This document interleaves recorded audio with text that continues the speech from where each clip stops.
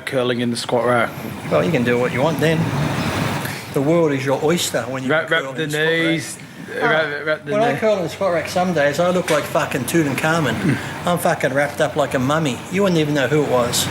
Annoying old guys who come up to you at the gym and say, I used to deadlift 800 pounds when I was 18 and I was a state champion bodybuilder, blah, blah, blah. Just humour him, say that's great, it's wonderful. Maybe next time in, I'd love to see some photos. Can you bring some photos in and show me? Just ask them stuff like that. See if they've still got the photos. Just ask them silly stuff, but you just let them go on, then they'll give it oh yeah, I used to look like you, but now look, it all turns to fat and all this sort of stuff. So, like I said, I've been around the sport long enough and I've known many bodybuilders in my time, the ones before me, and generally if I haven't heard of them, it's bullshit. What's your trick with oatmeal? How to I add water to it and put it in the fucking microwave. You can't give us any secrets or... Yeah, stir it 4 times to the right and 5 times to the left. If you don't stir it like that, the breakdown, the carbohydrate macros will be ruined. Well, what about 2 teaspoons of brown sugar or something? And butter? Yeah. What season I do that? Yeah. No, that's what I'm trying to get at. Full cream milk and butter and sugar. Yes, brown sugar's good in oatmeal. I always have that in the off-season. Like you were saying before, doing a magazine cover at 17, and you've been doing the bodybuilding thing for a long time, and it's not a it's a 24/7, 365 day. Exactly. They said people that, like I said, we don't have an off season like footballers or other sports where they do have a season and they do take time off, where actually they don't do any training at all. With bodybuilding, like I said, you take months off, you're going to go backwards pretty quick. Muscle starts to atrophy, you can start to lose strength and stuff like that. So you can take time off for a little bit if you want, like a week or 2 here and there, but I never did, and so I just kept training. Or you're better off just, if you don't want to take time off, just change your workout, go a bit lighter for a month or 2, just do something different that way. But I still went to the gym every day, so like I said, bodybuilding, you don't really get an off-season at all, as simple as that. Yeah, it's just years and years of slow progress. And yeah, that can be your next t-shirt. There is no off-season. There is no off-season, there is no shortcuts. You asked Lee the possibility to knowing how to load properly the calories during the meals. Load the calories so during the meal. Do you count them as you're going? You're getting too complicated. Well, in the beginning I used to, but only so I had a rough idea of what I could eat and what I couldn't eat. So you have to, it's going to come down to, when you're dieting down, calories in versus calories out, how much you eat compared to how much you burn. So everyone's body's going to be different, so you need to find what works for you. So in the beginning I probably would, if you're going to eat chicken breasts and rice and that, count the calories in it and see where you are. The next time you do it, you'll pretty much just know how much you can eat. Yeah. Next time, if you're a little bit bigger, you can probably eat a little bit more, or like I said, do a little bit more cardio, you can eat a bit more food. So one of those things you've got to work out for yourself, everyone's going to be different. So one of those things, as I said, as long as you're eating clean and doing the cardio and training hard. How does soreness relate to an effective leg workout? Come on, well, if you're not feeling anything, don't do it. If you're going heavy, you're probably not using the muscle right, you're probably just not going deep enough, or you're probably using everything else to push the weight up. If you're going a bit lighter and you're feeling it and your legs are sore, it obviously means the muscle's working, you're getting those fibres deep down, so I'd stick to going a bit lighter. I go lighter now on my legs, I get the best workouts ever, and my legs still grow. So yeah, back in the old days, people used to think you got to go heavy to build the mass, which to some extent you do, but now you can go a little bit lighter and squeeze the muscle more, and like I said, do a few more reps, do the exercise correctly, and like you said, you're feeling it, so if you're feeling it, keep doing it.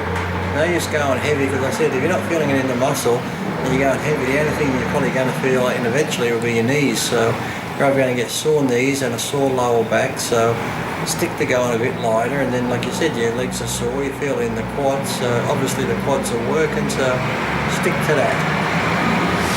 Or even just whatever works. If you mightn't be sore the next day from doing heavy weight, but if your leg grows... I think it's like one of those things that when people train, they like to feel it sore the next day, so it actually feels like they've done something, because sometimes you can go super heavy, I'm sure, and that's to stimulate the leg because you do have to push it. But yeah, if you don't feel sore, you're like, did it really do anything? So I'd rather sometimes lighten the load and actually, like I said, actually feel the muscle sore the next day because it actually feels like you've done something.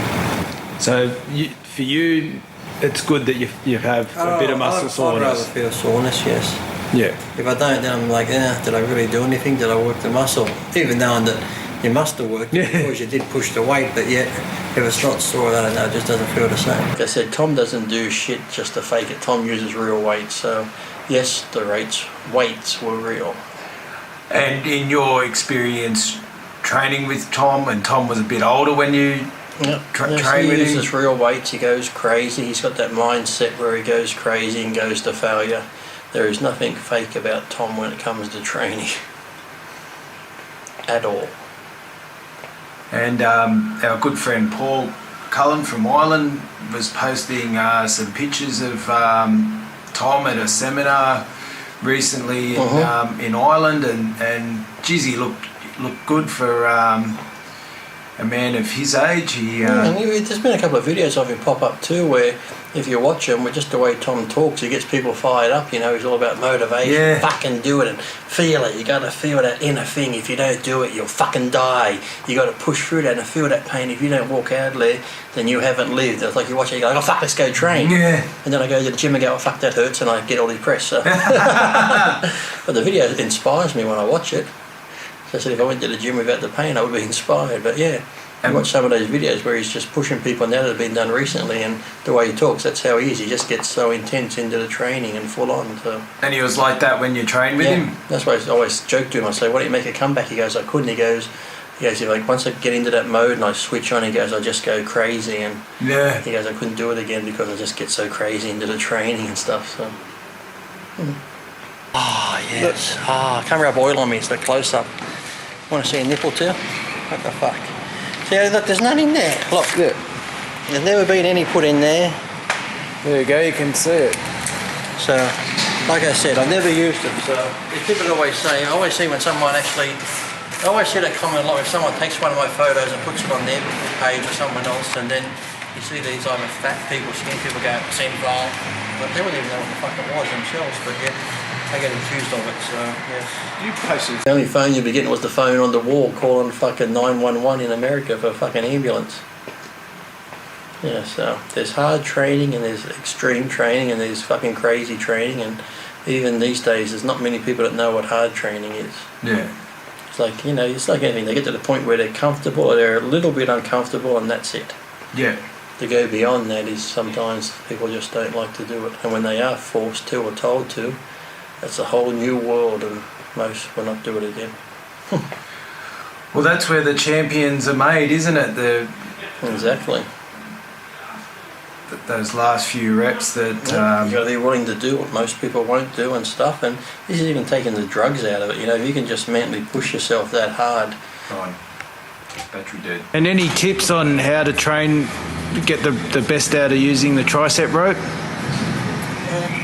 With me, I normally just take it down. Start here, as I go down, I just separate it and squeeze. A lot of people try and keep it together and just go like that. I normally just go down and separate the rope. When I'm going heavy, if I can't get the last 2 or 3 separated, I'll maybe just push it down like that to burn them out, but I always try and take it out at the bottom and squeeze it out. Same as if you're doing overhead, that way. I take it out and idea or tips for structuring a shoulder workout, or you just go... How I feel. Normally, I might start with rear delts to warm them up and do them first, because a lot of people do their front presses first and dumbbell presses and laterals. By the time they get the rear delt, they're like, fuck it. So you see a lot of people develop front delts and side delts, but their rear delts sometimes aren't as good. So I always start with rear delts first generally, and then go into pressing movements, then the laterals, and then maybe finish on shrugs or maybe rear delt again.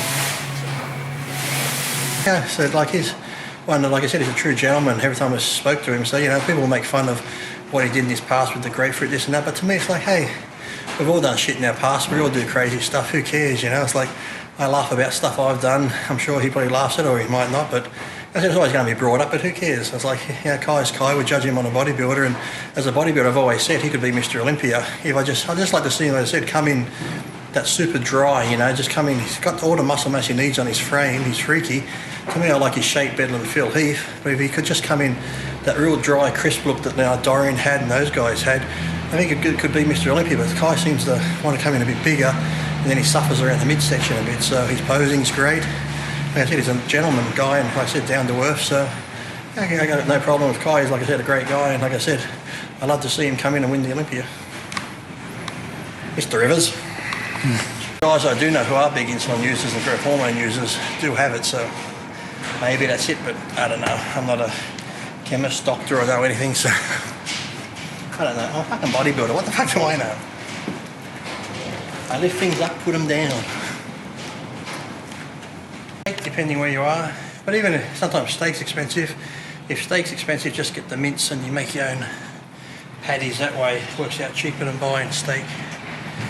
So some lean minces are cheaper. If you think there's a real fatty one, then there's the middle of the range one. That's pretty good, and then you got the super lean one. But middle of the range mince is good. Then you can just make your own patties out of it, which works out. You get the same protein as the steak, but it's a lot cheaper.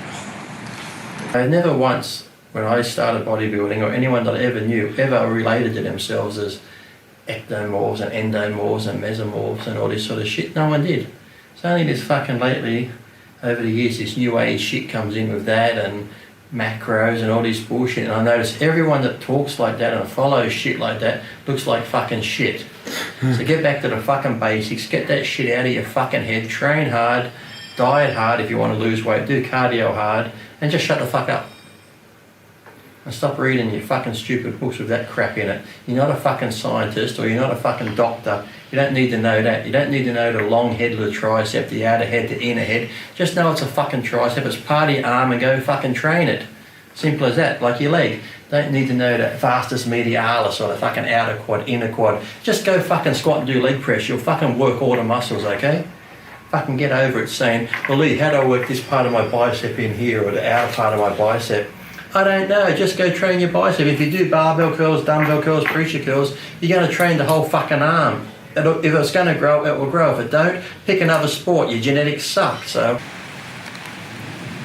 I like this one. The best exercise yet. This is what you do. We just go into the garage, tell your missus you're going to train, and just take a nap. And how many reps and sets? At least 30.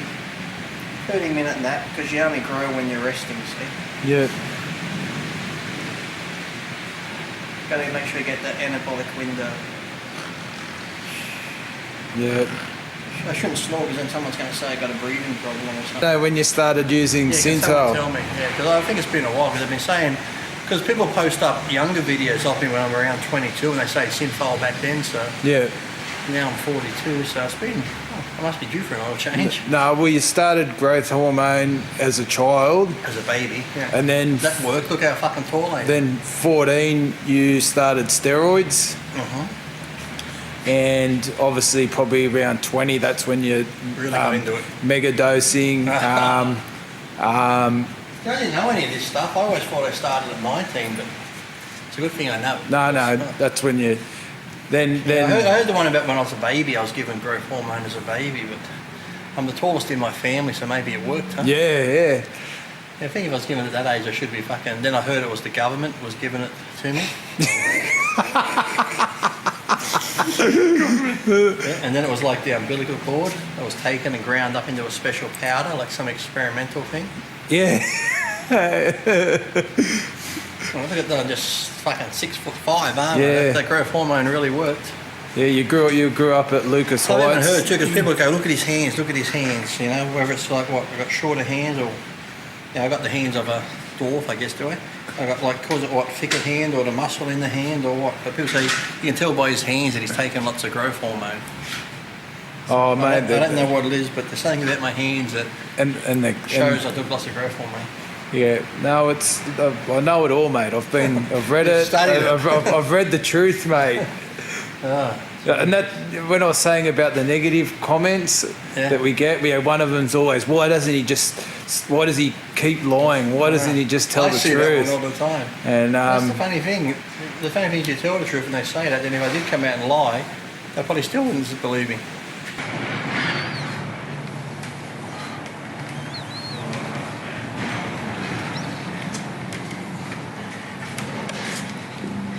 I normally go a bit deeper than that, but due to the shoulder injury at the moment. So just before you people write in and say he's not going deep enough, that's why.